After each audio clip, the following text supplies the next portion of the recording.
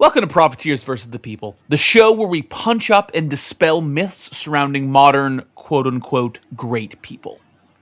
For the uninitiated, we take the very rich, particularly those with a media presence, like Elon Musk or Bill Gates or the Mowbrays, and we put them through our PR torture test and see if they come out on crutches, our PR torture test acronym.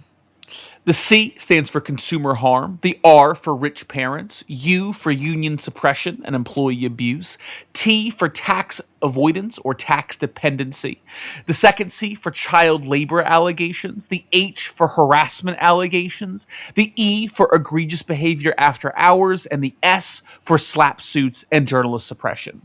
I'm Money Mike. And I'm Rad Bill. And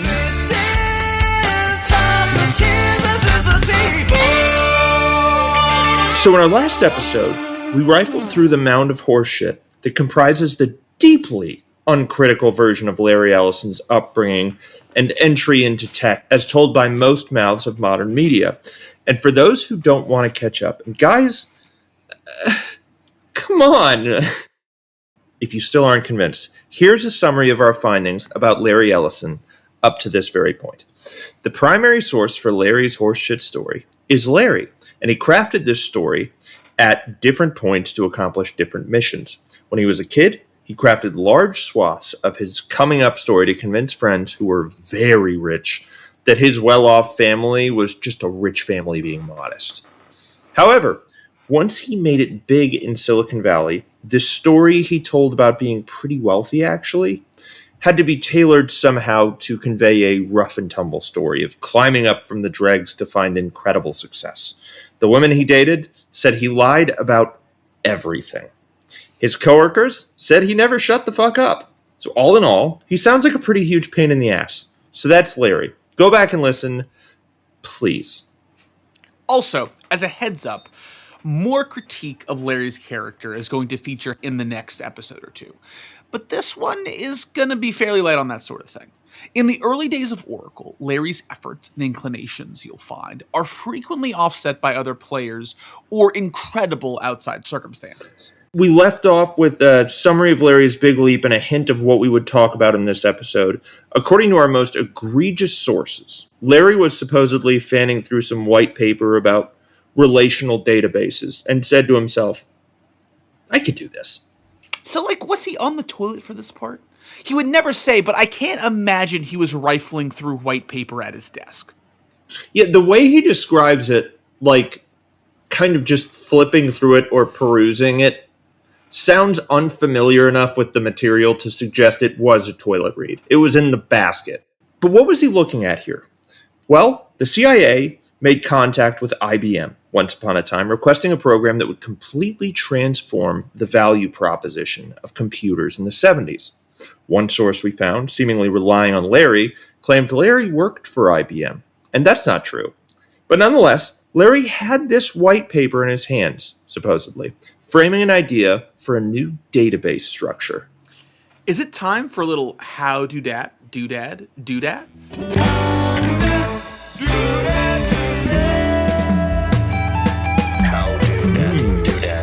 Yeah.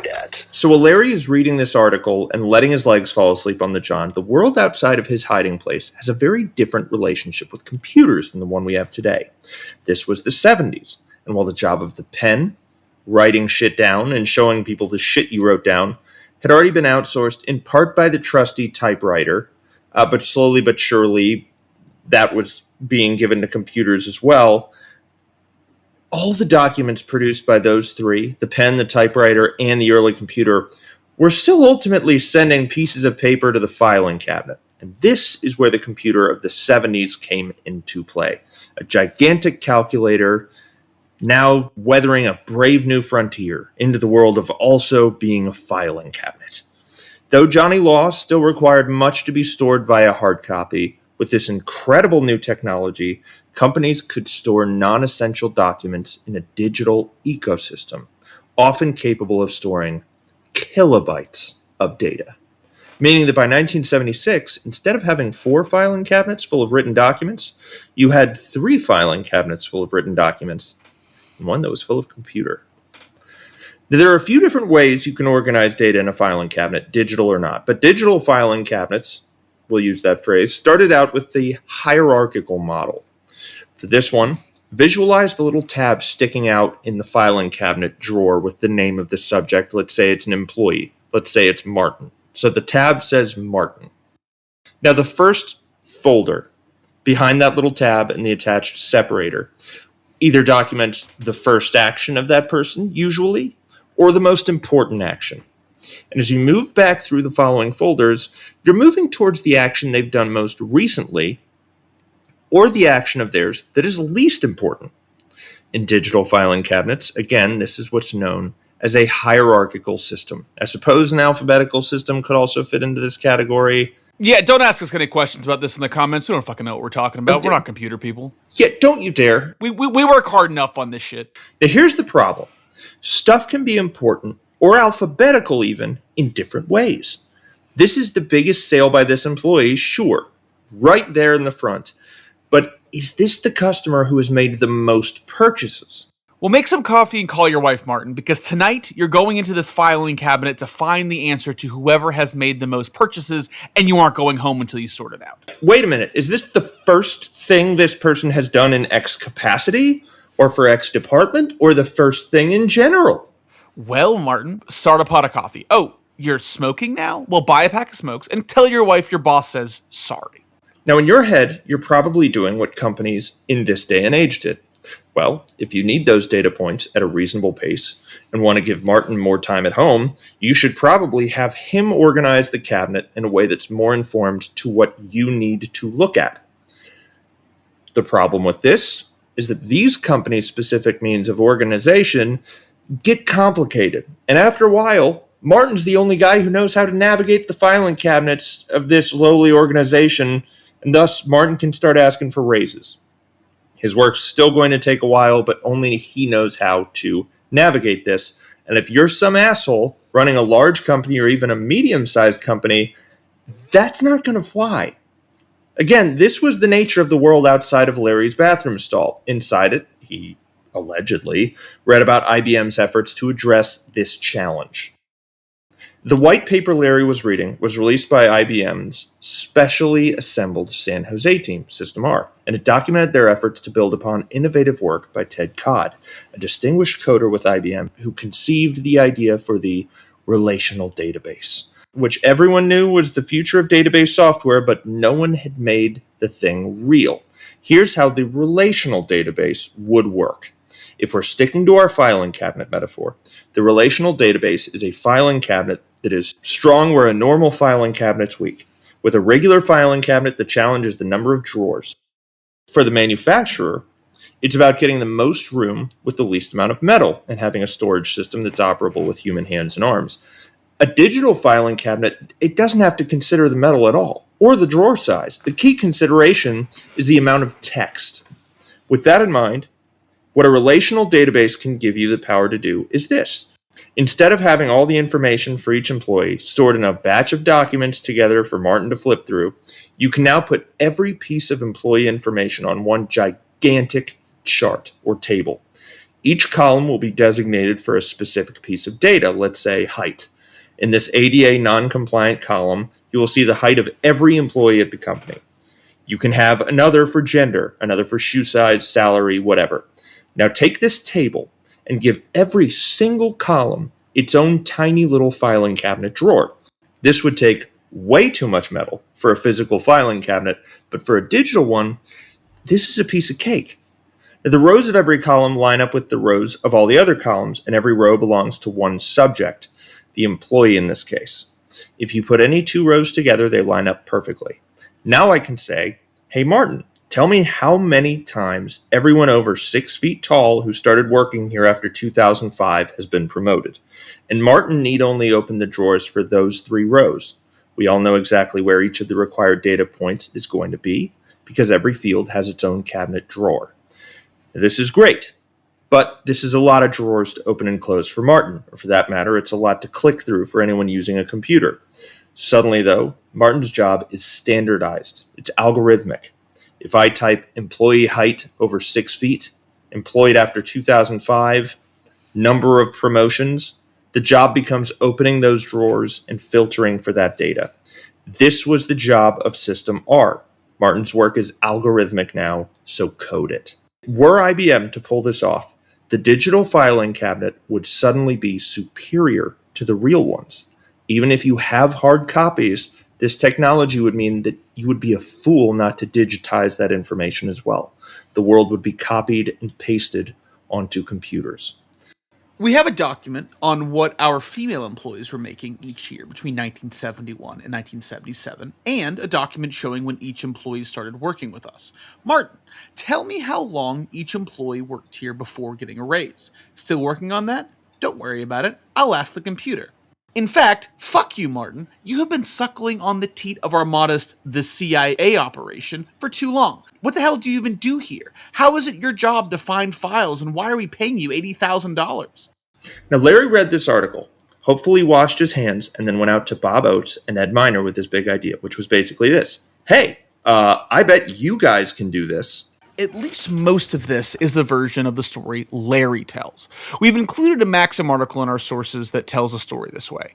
Larry's never ultimately associated the idea with the toilet, but in reality it sounds like Ed Oates found the article, and also this happened long after Ed Oates and Bob Miner left their organization. And also, they didn't leave because Larry said, hey, let's all make $1 billion, and they believed him. Here's what really happened after those three met. Part 2, Chapter 1, Building Oracle. So the three met at Ampex. We talked about this in the last episode. But ultimately, Larry wound up leaving for a pay raise in the title of Vice President of Systems Development at Precision Instrument Company. This company had a big, stupid piece of hardware designed to retrieve huge amounts of data all at once, which instead spent a ton of time either not pulling the data or just destroying the data. When they solved this issue by making the system pull pictures of the data instead of the data itself, meaning it wasn't as big a deal when the machine destroyed what it put out because it was just a picture. They can just make another picture and pull that out. They then hired Larry Ellison to be their programming department and to build the software for the 2-foot wide, 7-foot long, and 5-foot tall contraption. Ellison was just one man, so Precision Instruments decided to bid out a majority of the process. Ellison's role would be overseeing the development of this software, but Ellison had a better idea. What if, instead of supervising the process, Larry started a company with his buddies Bob Miner and Ed Oates, and they became the lowest bidders? Alas, this is what the three men did. Bob Miner had children and a house, and Ed Oates was newly married. And while their spouses were both uncomfortable with the idea of them leaving cushy jobs to work for Larry Ellison, the two men offered near identical assurances. I'll only quit my job if we get the contract, which will pay me what I am already making.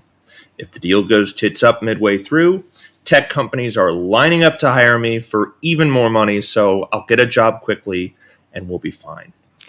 Again, Ellison had the idea to start a company, but these men were not quitting their job because Ellison's charisma dazzled them. They were quitting their job because their intellects brought them to a place where they were valuable to almost every company on the face of the earth. So there was no risk. You fart around a little, but in the end, who gives a shit? Yeah. Also, and let's be real, Ellison was their buddy. Larry Ellison sounds completely insufferable. But we all know a person who we think is one of the nicest people in the world who has an asshole friend who follows them around. That's Larry. Yeah, and I don't want to mince words. It does seem like his business partners liked Larry, but they did it in the Larry's an asshole, but he's my asshole kind of way. And actually, the book goes to great pains, kind of a lot, to be like, people did like Larry. Now, is this owing to the fact that Larry was a source for the book? Like, yeah, right? Definitely. That's why they're like, they have to be nice to Larry.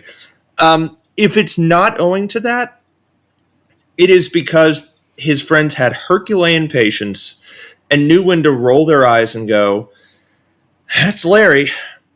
And their pain tolerance for this sort of thing is incredible. Again, one of his partners tells a story where they decided to buy a new Ferrari, and when Larry heard about it, he pulled out all the stops to take delivery of one first.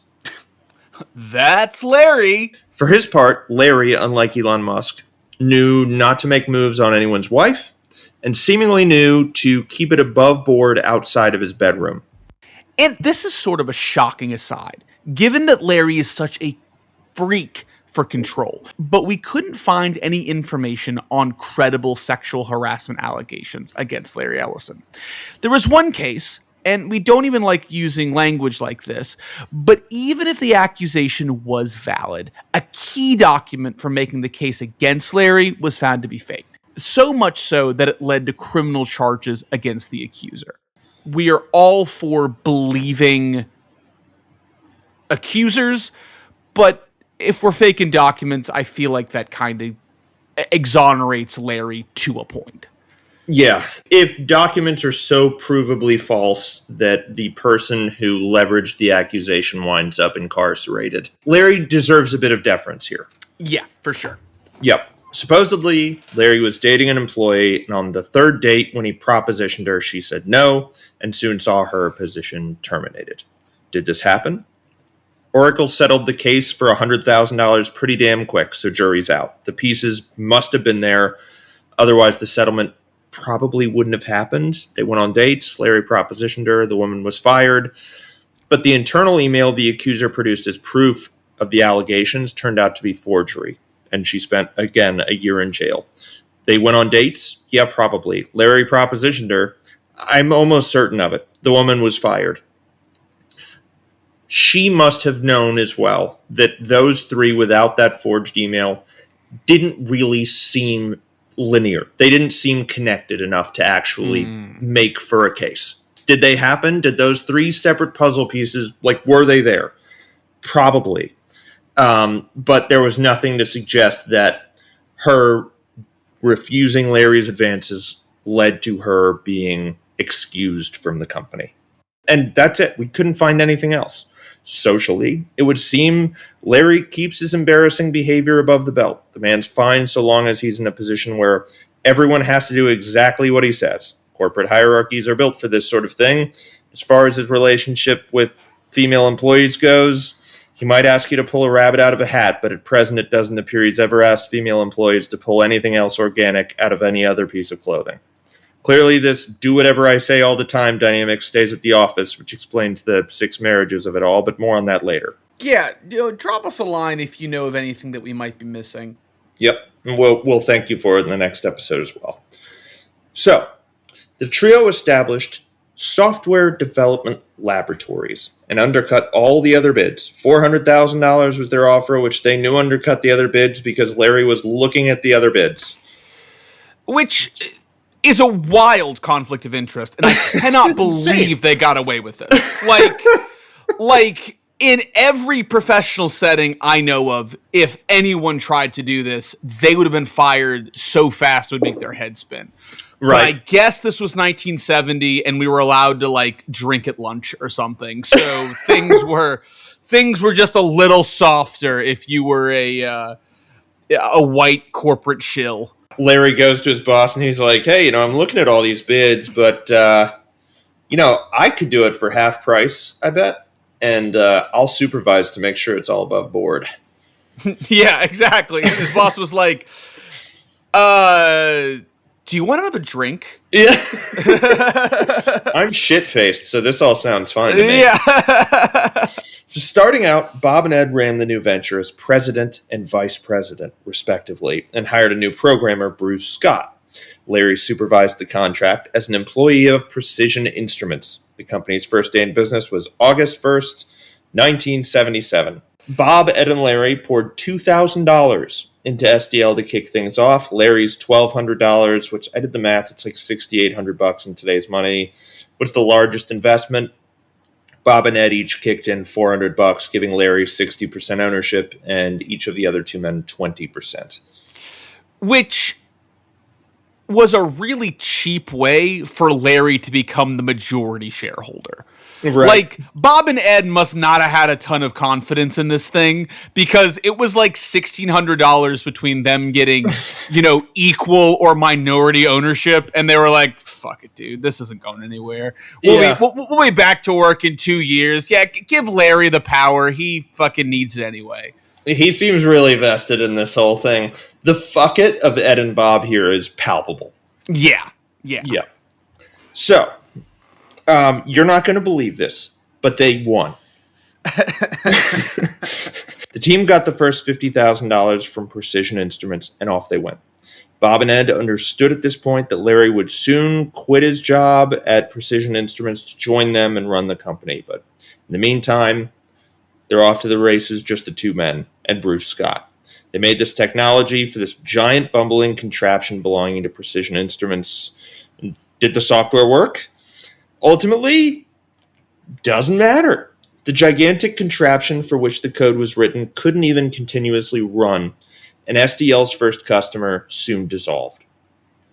Now, while Precision Instruments' ultimate failure became a reality, and their name, as they were flailing, got changed to Amex, Larry did what Larry did best, and Ed and Bob followed suit.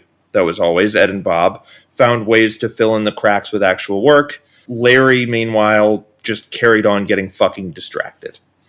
Big surprise. So did Precision Instruments essentially go out of business because they gave Larry $50,000 to make something that didn't work? Jury's out. Yeah, and like truly, there's no way to say whether or not the technology worked. Like Ed Oates and Bob Miner would carry on vouching to this day that the software was good. I'm inclined to believe what came out of Bob Miner's mouth. Larry Ellison knows a great deal of what Oracle is to Bob Miner. So when he says the software was good, I believe him. It didn't have to be either way. What wound up happening is they squared up. Amex said, okay, well, you have to prove to us that it runs. And the Oracle team, or as they were currently, the SDL team, said, okay, well, you have to run your machine for 7 days continually. And if you can't do that, then it's breach of contract anyways, and you have to pay us in full. So they took a stab at it, and ultimately Amex couldn't keep its machine running for 7 continual days. It kept breaking. It wasn't even able to run long enough for the software to be tested. So SDL was paid in full and sent on their way. Now, after salaries were paid, what this meant was that SDL had $100,000 in cash. Alas, the boys had money and could devote more attention to the shiny new thing. Chapter 2, IBM. Now, for us to go any further into Larry's story, we need to talk about IBM's choices around this time and how they contributed to Larry's fortune. IBM's role in the success of Larry Ellison is almost unbelievable. Ted Codd published that paper we mentioned in our How Do Dat Do Dat Do Dat segment in the early 70s, and Ed Oates noticed it first. Ed apparently just got down with nerdy shit like this. Way to go, Ed. As mentioned, in the mid-70s, IBM assembled a team of 40 engineers to build the relational database system discussed in that paper.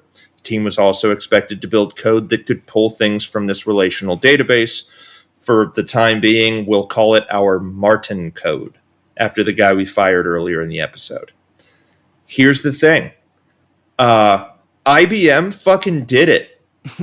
Ed found this out while reading the white paper. Was he on the John? No way to tell, but a rough version of the relational database product and their own Martin were the topics of the paper, and they had it working. It wasn't perfect, but IBM had the software and were publicizing the fact that they had it. The IBM team's Martin invention was named SQL, SQL, as it's otherwise known, or as it's more widely known today. I suspect some of you will be familiar. It used letters and numbers on a standard issue keyboard to dictate commands to the relational database. In the white paper Ed was reading, it described in loose terms how the team designed it, and it documented the program working. And though they weren't exactly complete, again, there were pages of code in the white paper that others could look at and explore. The System R team at IBM invented a hypothetical company, loaded the thousands of tiny little filing cabinets, and then gave Martin a command. Find all the employees who make more money than their managers. Presto! More impressively, their version of Martin could be counted on somewhat to change the data based on their commands. Give everyone who makes less than $25,000 a raise. Boom! It's done. That's the digital Martin. And actually, it malfunctioned on that front, but it basically worked.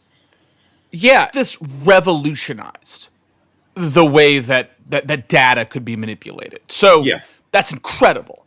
Mm-hmm. Now, Was IBM worried about competition with their new gadget? Yes, feverishly. Yep, they were freaks about it. The Berkeley group was working on a language called query code, which was a type of query code. I barely know what these words mean, so I'm giving them to you. I know that doesn't help you at all, okay? But there you go. Anyways, Berkeley Group and IBM were extremely suspicious of one another and accused each other of theft like all the time, and yet here was this white paper. When pressed on why this was made so public, former members of System R made a reasonable case. IBM was the giant in the room. Software code at this time, to most of the world, was like hieroglyphics. Those pages of code get ignored and get a shallow, under their breath, from the 45 or so people on the John who are actually reading this stuff. And then they move on to try and understand what exactly a relational database is and what it could do for their company. For years up to this point, IBM had been treating their software academically and were treating the Bay as a city of peers rather than, competitors. But they were also the top dogs, the Ford or Chevrolet of the Valley. For those groups, staying on top means fortifying your rep and every now and again, releasing a concept car for people to see the direction that your company is going. Now, here's the thing about a concept car. A concept car costs, I don't know, $1 billion to copy. Yeah. And it's obvious to everyone if you try that shit. Code was esoteric at the time, but if you understood it, duplicating code or copying it was almost free. And if you didn't, it would cost whatever payrolls cost for a handful of devs, which is still small potatoes. I mean, this still exists today. There's GitHub. Yep. GitHub is undoubtedly why OpenAI is so cagey about sharing their code. They're promising to do it. It's like, yeah, but fucking GitHub is there. It's shit. So Ed, not Larry, takes this to the rest of the team and says, guys, I think we can do this. And they get to work. This all took place while they were still doing work for Precision Instruments. I think we mentioned this earlier, but I'm mentioning it here for reference. They were right to be thinking about what came after their Precision Instruments contract, obviously. And one piece of software they could sell to many is less fun, but a more profitable solution than the one-off projects expected in contract work. For his part, Larry called the System R team and asked them to send him the code, and they were like, no. Larry's like Bill Gates in a lot of ways, but Larry took his idea from a victim for whom I feel a lot less sympathy, and he was so much clumsier with it. So was his victim, for that matter. Yeah, the craziest part about this entire saga is that IBM published this idea and a rough blueprint for a basically working product, and then didn't go live with an iteration of that product for like 7 fucking years. So they put this out in like the mid-70s. Their product came out in 1982. Damn. Why did they do this? You see, IBM was fat, spoiled, bureaucratized, and extremely complacent. Complacency, I'll say, is more philosophical. Bureaucracy is how a group acts on complacency. See, at its most boiled down, I would say bureaucracy is a child of compromise and an opportunity for a party skeptical of any such compromise to just say no. IBM, a tech company in the 70s, ironically, was about as bureaucratic as a large institution could get. According to a programmer of that day and age, the company did a study on how business was done internally and apparently found that it would take the company at least 9 months to ship an empty box internally. Complacency is all but guaranteed at a company of this size. That's one reason I think even the staunchest capitalists on the face of the earth should oppose total domination by massive organizations. With monopolies, innovation just stops. Yeah. And once a company becomes too large, they become big, dumb hunks of rock. Perhaps prototypically for IBM, the sentiment eventually went from, we're IBM. If something tries to come after our margins, we can beat it or buy it, to, we're IBM. No one has ever beaten us. It would seem we make the rules and we set the pace for innovation. A ton of our people are trained and in love with what we're already doing. We're making a fortune. So why take a risk that could disrupt our current product line? At the time, you see, Information Management Systems, or IMS, was IBM's big hierarchical management system, which ran on big, stupid mainframe computers. And it was making IBM close to $30 million each year. For those wondering, it's about $170 million in 2025 dollars. Nothing for the C-suite to shake a stick at. Yeah, if it ain't broke, don't fix it. Why That's introduce a product that costs less and could cannibalize this revenue stream? Yeah, we set the pace for innovation. We're IBM. So for years, they didn't change anything. And when they finally did introduce a product, which was basically exactly what System R had drafted all those years ago, it was designed to cater only to small data sets, leaving all the large mainframe work to the hierarchical IMS, which they intended to continue marketing, or Ellison's Oracle, which by that time was raking in tens of millions of dollars. Chapter 3, taking the idea that was up for grabs. So there's a book referenced in the book we're referencing called The Soul of a New Machine. And in it, a moment of corporate espionage, cue the spy music, is documented, wherein an engineer at Data General Corporation named Tom West is tasked with finding out more about the newest mini-computer being worked on by the company's competition, Digital Equipment Corporation. Keep in mind, when we say mini, it's still pretty fucking big. It's a big thing, yeah. Yeah, think minigun naming convention. That's it. And this one is apparently pretty damn innovative, so Tom West's mission was of the utmost importance to Data General. The mission first demanded a visit to DEC's headquarters. To case the joint. Tom took this to the next level, entering the lobby of the building. Checking for security. This is good. Thorough. Then he walked down a hall into the core of the building and into a small windowless room where a tech was working on the very mini-computer Tom was tasked with learning about.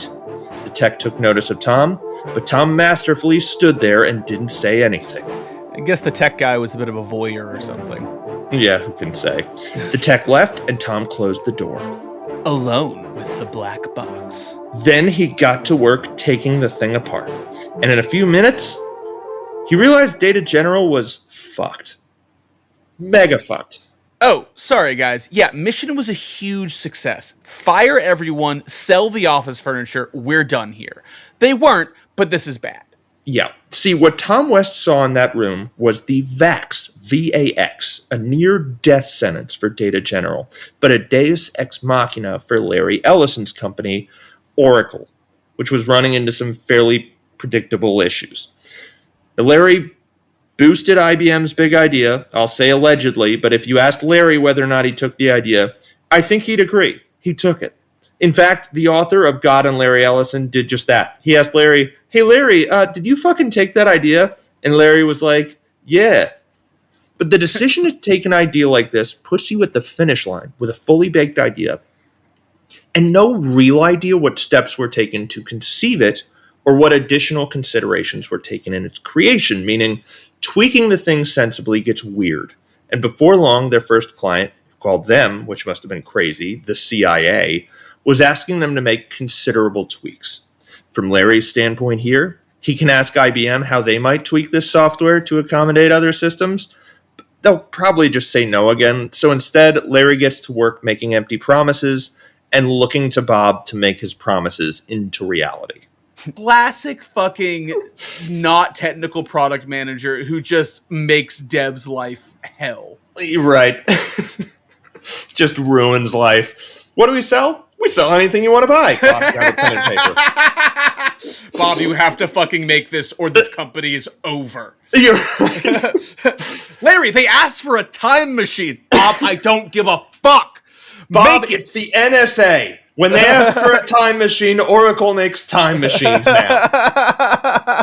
Word of Larry's fantastic empty promises reach other government agencies, and before long, the NSA makes contact with the team. Speaking of NSA, the company, now called RSI, this was SDL, mind you, has a pipeline, 2 big clients, and all they have to do is make their software, tailor-made for the IBM platform, work with a separate mainframe for the NSA, and also work on VAX, which the CIA was beginning to use.